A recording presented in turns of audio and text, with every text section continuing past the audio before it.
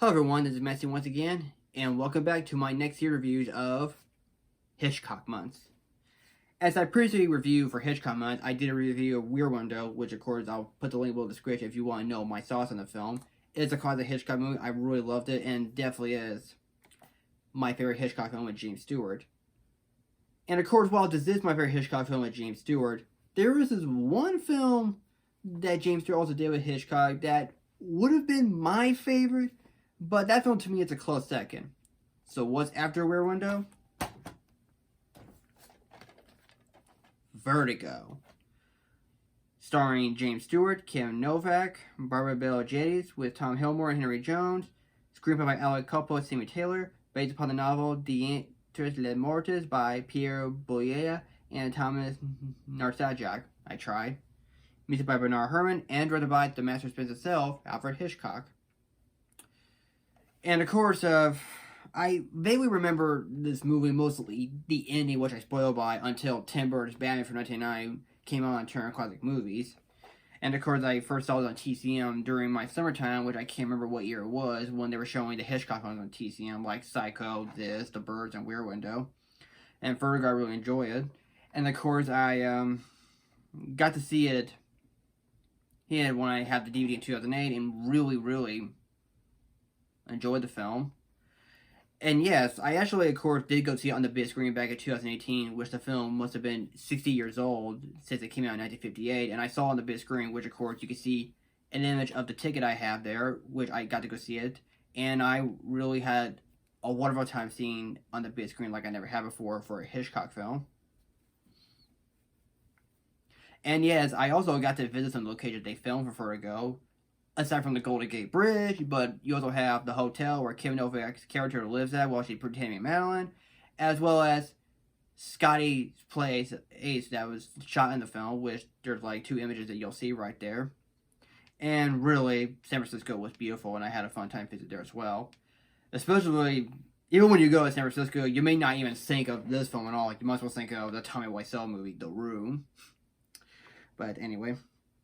And of course, yeah, there's been many films that were inspired by Vertigo, mainly for a film like Body Double. Well, it makes sense in Rear Window, where you have a guy who has phobias, where this one has acrophobia, and the other one, of course, has, a hard time in being claustrophobic in hallways and tunnels, which that would be, of course, the Brian De Palma movie, Body Double.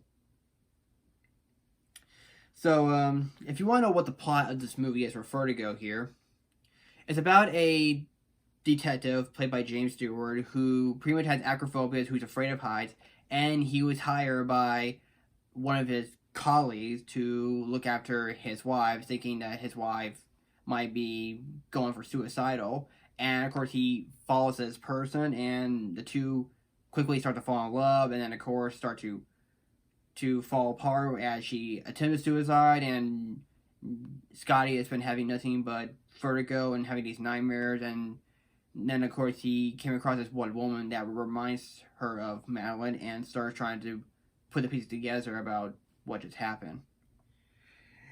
And yes, even the scene of Vertigo where James Stewart and Kim Novak was also featured in the Michael J. Fox kids film Stuart Little 2, where Margot and Stuart are watching Vertigo on TV while they're in the roaster. So anyway, I guess give you my thoughts of this movie here, but here's how this film came to be. The film itself was well known for its use to create a dolly zoom, an in-camera effect in order to create for the main character's acrophobias. And before Kim Novak was cast as part for playing Madeline Judy, Hitchcock really wanted Vera Miles, who would later work with Hitchcock in the film Psycho, playing Marion Cray's sister. But unfortunately, she couldn't do the role because she was pregnant. And the film was released on May 9th, 1958, as it earned mixed reviews by critics. And while it did break even the box office, it didn't do as much business, as the film was able to make $3.2 million against its $2.4 million budget. And the film got to earn 2 Oscars nominations for Best Sound and Art Direction, but the Best Sound was given to Fred Hines for South Pacific, and the Art Direction was given to William A. Horning as a posthumous award, and E. Preston Eames with set decoration for Henry Goyce and Ed K. Gleason.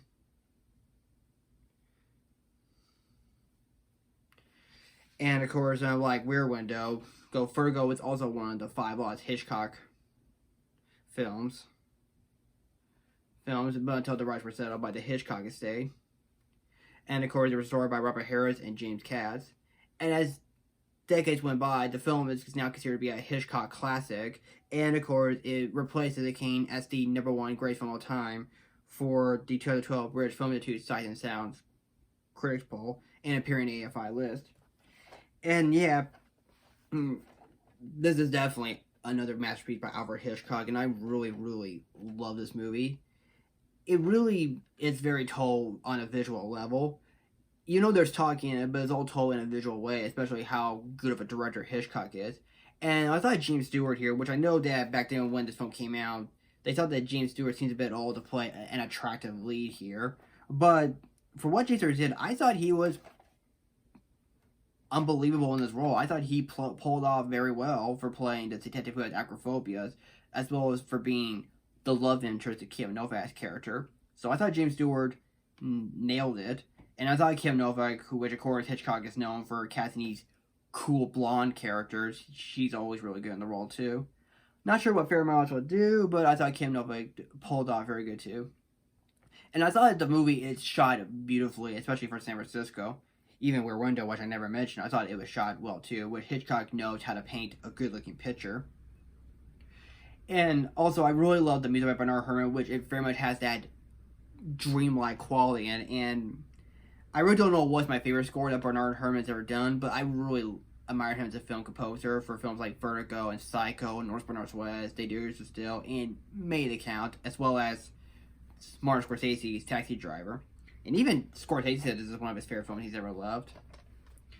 And I thought it has that surreal atmosphere quality to it, and I thought the story, of course, could be a slow burner, but is really taking its time to tell a good story. And really, it does have a good story.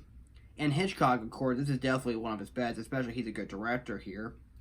And I was never bored by it. I mean, sure, yeah, it's not going to be everyone's cup of tea here, which, I mean, hey, there's always going to be some people out there who really don't care about Hitchcock, especially like Rear Window or Vertigo or Psycho or any other films.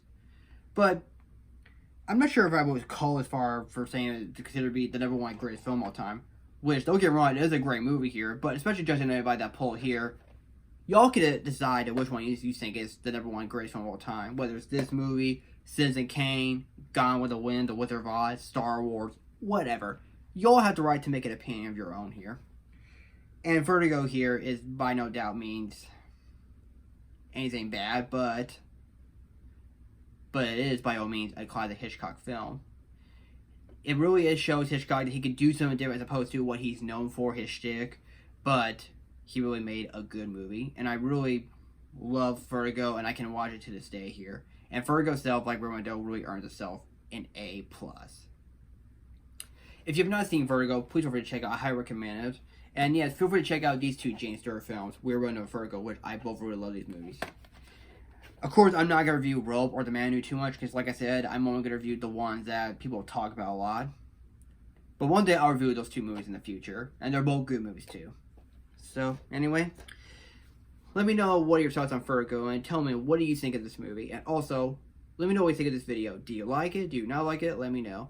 Feel free to put your comments down below, and don't forget the subscribe button. So thank you for watching, take care, and now we enter my favorite Hitchcock movie, which that will be happening later on this month, especially the shirt I wear.